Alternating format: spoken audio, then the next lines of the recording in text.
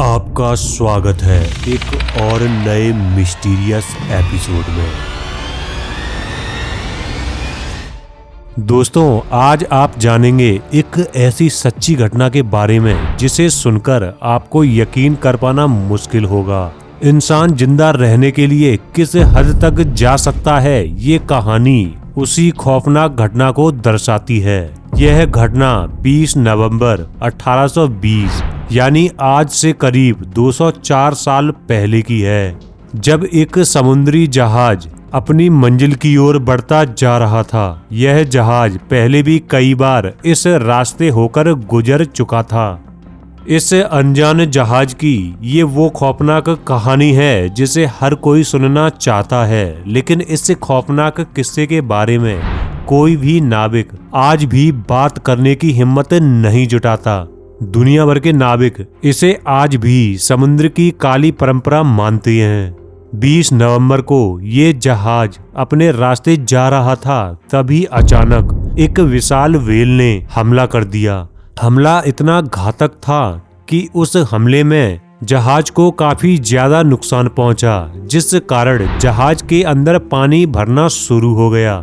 इस हमले के दौरान कुछ लोग समुद्र में डूब गए और 20 लोग अपनी जान बचाकर 3 अलग अलग छोटी नाव में सवार होकर निकल गए। वे जानते थे कि समुद्र से बाहर यानी जमीनी इलाके तक या समुद्र के किनारे तक पहुंचने के लिए उनके पास जिंदा रहने के लिए खाना और पानी नहीं है, लेकिन व्हेल मछली के हमले के दौरान उन लोगों ने वहां से जान बचाकर निकलना जरूरी समझा। 2 हफ्तों के सफर के बाद उन लोगों के पास जो भी थोड़ा बहुत खाना पीना था वो अब खत्म हो चुका था और इस छोटी नाव में यात्रा के दौरान 2 नाविकों की मौत हो गई थी। उन दोनों लाशों को समुद्र में फेंक दिया गया, जिससे उन लाशों को सड़ने से किसी और नाविक की तबीयत ना बिगड़ जाए। और इसी तरह उन बचे हुए नाविकों ने बिना खाना पानी के अपना सफर जारी रखा, लेकिन करीब 2 दिन बाद भूख, प्यास और कमजोरी के कारण एक और नाविक ने अपना दम तोड़ दिया। इस सफर के दौरान जब नाविकों ने अपने तीसरे साथी को मरते देखा तो सभी साथी अंदर से टूट गए और अब उन्हें भी यकीन हो चुका था कि बिना भोजन के इस विशाल समुद्र को पार करके किनारे तक पहुंचना मुमकिन नहीं है। लेकिन दोस्तों, कहते हैं कि जब जान पर आ जाए तो क्यों ना जीने की एक आखिरी कोशिश करके मरना चाहिए। जिंदा बचे लोगों ने अपने तीसरे साथी की लाश को समुद्र में फेंकने के बजाय खुद की भूख मिटाने के लिए नाव में ही रहने दिया और अपने ही साथी की लाश को खाने के लिए सभी नाविक टूट पड़े। उन लोगों ने अपने साथी की लाश से नोचकर गुर्दे और दिल खा लिया और बाकी बचे शरीर को अपने भूख के अनुसार खाते रहे, ताकि किसी तरह से खुद की भूख मिटाकर वे सब जिंदा रह सकें। लेकिन उस अकेले इंसान का शरीर उन सभी नाविकों की जिंदगी बचाने के लिए काफी नहीं था और जल्दी ही उन लोगों ने उसे खाकर खत्म कर दिया। लेकिन अभी भी हजारों किलोमीटर का रास्ता एक छोटी सी नाव के सहारे पूरा करना था।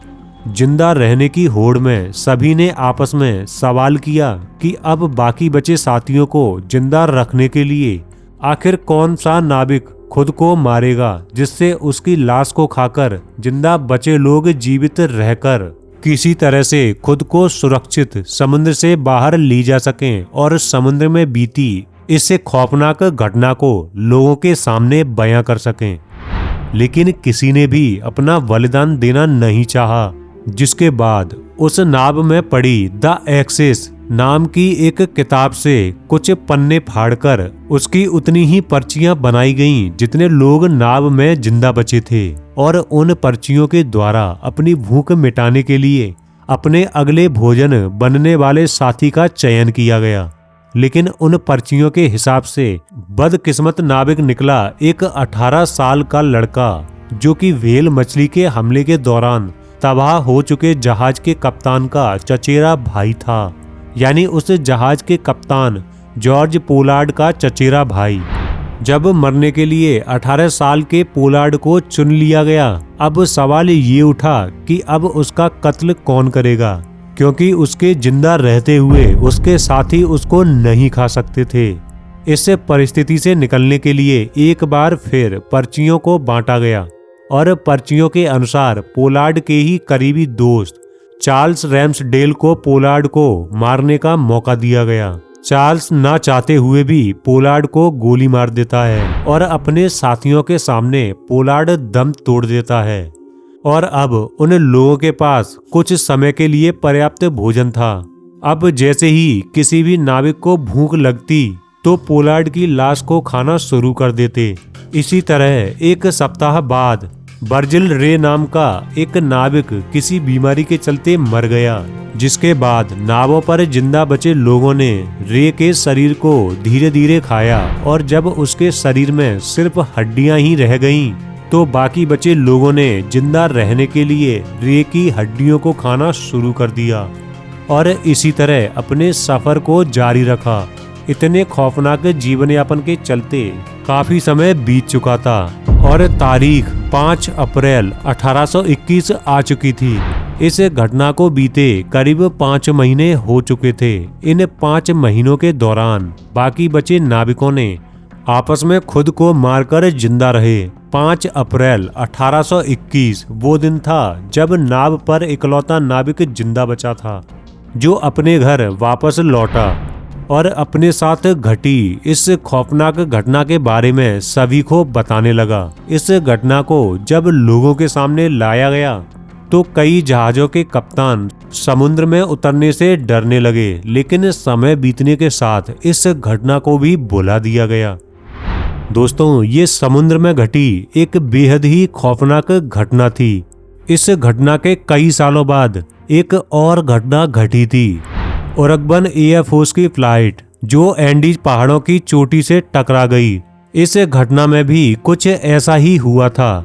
लोगों ने खुद को जिंदा रखने के लिए अपने मरे हुए साथियों के शरीर को खाना शुरू कर दिया। अगर आप इस घटना पर वीडियो देखना चाहते हैं तो उस वीडियो का लिंक डिस्क्रिप्शन में दिया गया है। तो दोस्तों, आज की वीडियो में इतना ही। अगर वीडियो पसंद आया हो तो वीडियो को लाइक और अपने दोस्तों के साथ शेयर जरूर करें और ऐसे ही मिस्टीरियस टॉपिक्स पर वीडियो देखने के लिए आप हमारे चैनल को सब्सक्राइब जरूर कर लें।